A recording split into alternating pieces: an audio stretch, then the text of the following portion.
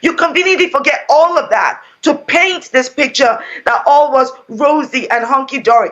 Nonsense. And then you are lording over the Queen. Listen, by all means, let's applaud the Queen when she does something right. But when she does something wrong, we need to call her out. What does she do wrong? What does she do wrong? What kind of grandmother? Let me finish.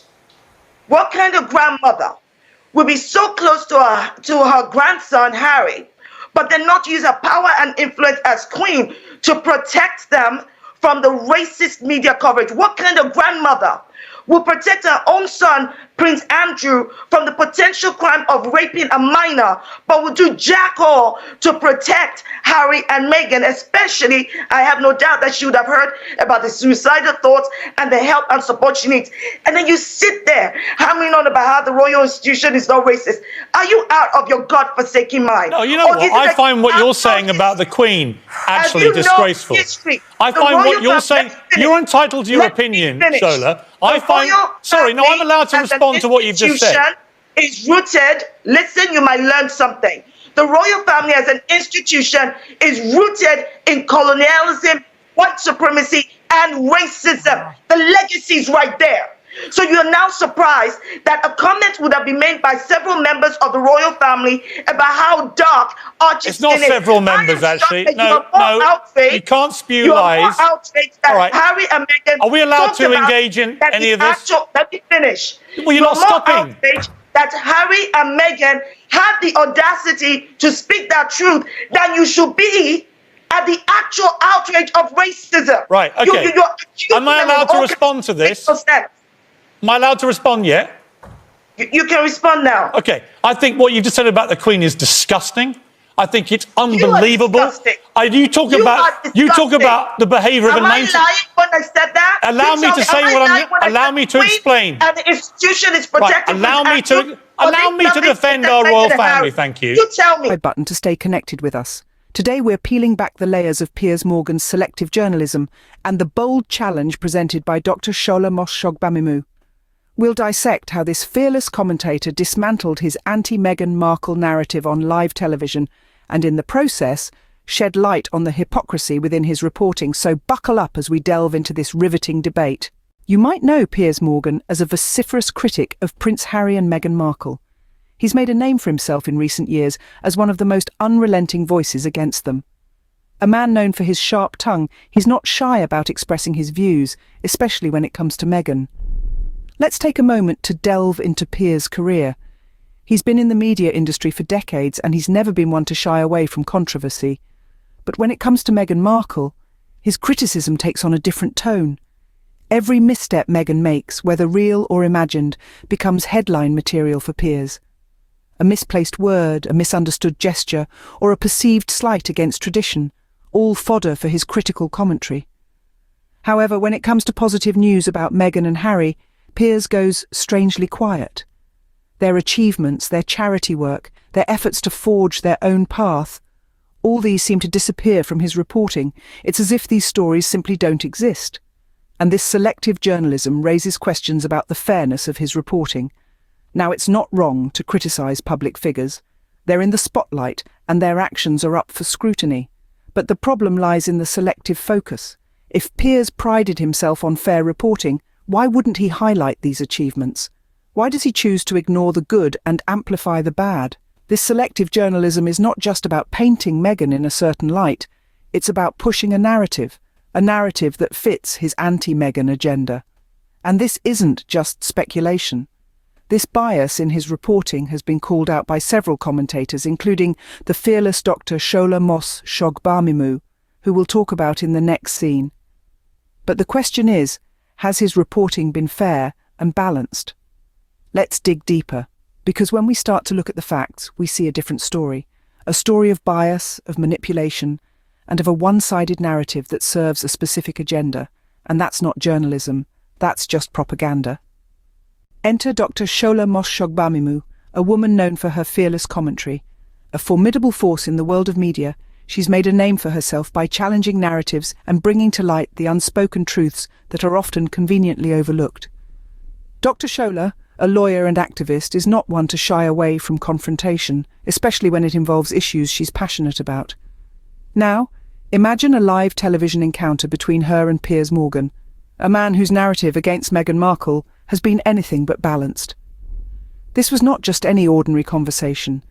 This was a clash of perspectives, a challenge to the status quo, and above all, a bold questioning of Piers Morgan's obsession with tearing down Meghan.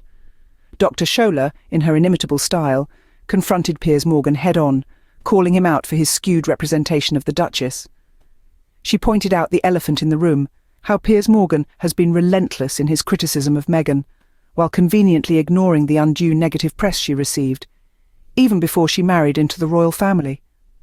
In this televised showdown, Dr.shola brought to light the selective journalism practiced by Piers Morgan. She highlighted the glaring inconsistencies in his reporting, showing the world how Piers Morgan cherry-picks stories to fuel outrage while ignoring anything that contradicts his narrative. But Dr.shola's words weren't just targeted at Piers Morgan. They were a call to us all, to question the narratives we are fed, to challenge the biases that are so often embedded in our news, and to seek out the truth amidst the noise. Dr.shola CONFRONTS dared to challenge a powerful media figure like Piers Morgan, and she did it on live television for all to see. She boldly called out his bias, his obsession, and his selective journalism. And she did it with an eloquence and fearlessness that left an indelible mark on viewers. In a nutshell, she dared to question the narrative Piers Morgan had been pushing, and by doing so, she made us all stop and think. She reminded us that the truth is multifaceted, and it's our responsibility to seek it out. This isn't just about Piers Morgan's obsession with Meghan Markle, it's about something much bigger. And that bigger picture is media manipulation. We're not just talking about Piers Morgan, but about a larger issue that pervades the very fabric of our media landscape. Powerful figures in the media often manipulate narratives to fit their personal biases, selectively reporting on stories that fuel their agenda while conveniently ignoring or downplaying those that contradict it. This is not a new phenomenon, nor is it exclusive to the coverage of Meghan Markle. It's a widespread issue that affects how we perceive the world around us, how we understand events, and even how we view individuals and groups of people. From politics to entertainment, sports to royal affairs, media bias can skew our perception and, in turn, our understanding and judgment. Take Piers Morgan's coverage of Meghan Markle as an example. His relentless focus on her perceived missteps, while largely ignoring her accomplishments and charitable work, is a clear instance of narrative manipulation. By choosing to spotlight only the negative, he's effectively painting a picture that fits his own bias rather than providing a balanced view of the situation. And why does he do this, you might ask? Well, it's simple. Outrage sells. Controversy generates clicks, views, and shares. The more sensational the story, the more attention it gets. And in the world of media, attention is currency. But let's not forget the cost of this bias. It's not just about the unfair portrayal of individuals like Meghan Markle. It's also about the harm it does to our understanding of the world.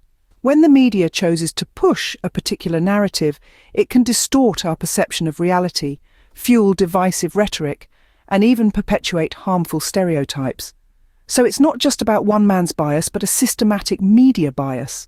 It's about the need for balanced, fair reporting that doesn't just cater to outrage and controversy, but also sheds light on the full spectrum of events and stories happening around us. It's about holding our media to a higher standard and demanding better, more ethical journalism. Despite the noise, the facts remain. Meghan Markle and Prince Harry have made significant strides in their personal and professional lives that have been conveniently overlooked by critics like Piers Morgan. They've dedicated themselves to numerous charitable endeavours and have reached milestones that deserve recognition, not dismissal. Take their non-profit organisation, Archewell. Through this platform, they've launched initiatives tackling critical issues like online misinformation and mental health stigmatisation. They've also partnered with World Central Kitchen to build community relief centres globally, yet these achievements rarely make the headlines, especially on Morgan's platform. Or consider their groundbreaking Spotify and Netflix deals. These partnerships not only underscore their influence, but also their commitment to creating content that educates, inspires, and gives voice to diverse perspectives. Again, these are facts that have been largely ignored by Morgan in his critique. Let's not forget Meghan's personal journey. From a Hollywood actress to a royal family member, and now a vocal advocate for women's rights and mental health, her path has been nothing short of extraordinary. However, her critics focus mainly on controversy, leaving her accomplishments in the shadows. Balanced reporting is not about suppressing criticism. It's about presenting a complete picture, acknowledging both the good and the bad.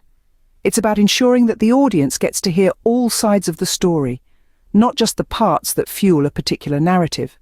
Piers Morgan has chosen to focus on a narrow perspective, fueling outrage while ignoring the positive aspects of Meghan and Harry's journey. The facts, however, remain unchanged. Meghan and Harry have made a significant impact. They've faced challenges, yes, but they've also achieved a great deal, often under intense public scrutiny. So next time you hear Piers ranting about Meghan and Harry, ask yourself, what isn't he telling you? The media has a powerful role in shaping our perceptions. In this journey, we've delved into the world of selective journalism, exemplified by Piers Morgan's relentless scrutiny of Meghan Markle.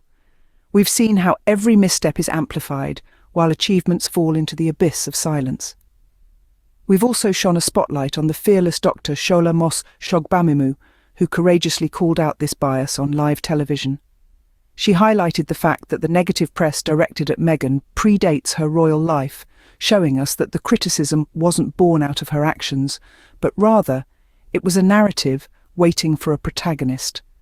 In a world where powerful media figures can manipulate narratives to fit their biases, it's critical to question the stories we consume. We've seen how Piers Morgan's coverage of Harry and Meghan has been anything but balanced. Yet, the facts remain. His narrative is carefully curated, fueling outrage, while conveniently ignoring anything that contradicts his agenda. This is more than just one man's obsession, it's a symptom of a larger problem.